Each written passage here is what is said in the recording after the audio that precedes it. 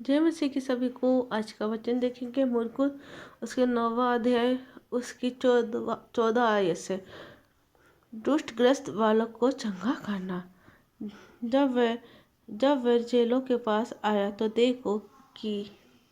देखा कि उनके चारों ओर एक बड़ी भीड़ लगी है और शास्त्री उनके साथ विवाद कर रहे हैं। उससे देखते ही सब बहुत से आश्चर्य करने लगे और उसकी ओर देखकर उसे नमस्कार किया। और उसने उसे पूछा, तुम इनसे क्या विवाद कर रहे हो?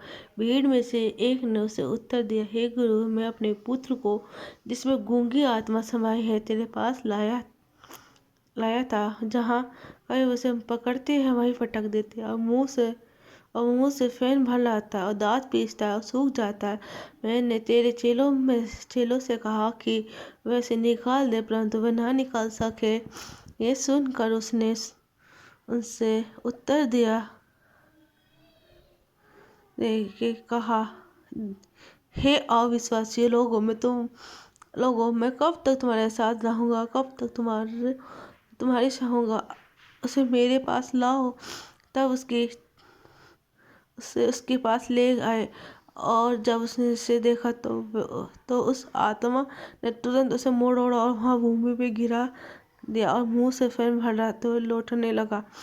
उसने उसके पिता से पूछा, इसकी ये दिशा कब से है? उसने कहा, बचपन से।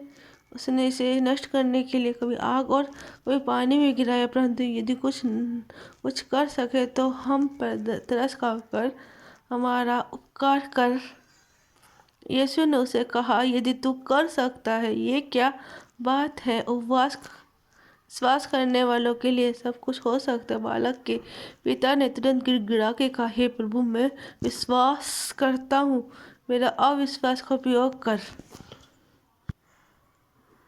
जब यीशु ने देखा कि लोग दौड़ के भीड़ लगा रहे हैं, तो उसने अशुद्ध आत्मा को ये कहकर डांटा, हे गूंगे बहरी आत्मा, मैं तुझे आज्ञा देता हूँ, उसमें से निकला और उसमें से फिर कभी प्रवेश न करना।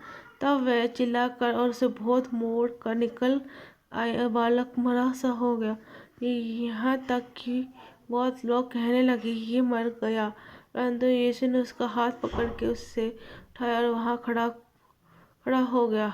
जब वह घर में आया तो उसके चेलों ने एकांत में उससे पूछा, हम उसे क्यों न निकाल सके? उसने उनसे कहा, यदि जाति बिना प्रार्थना किसी और उपाय से नहीं निकल सकती। आमीन। Please the Lord.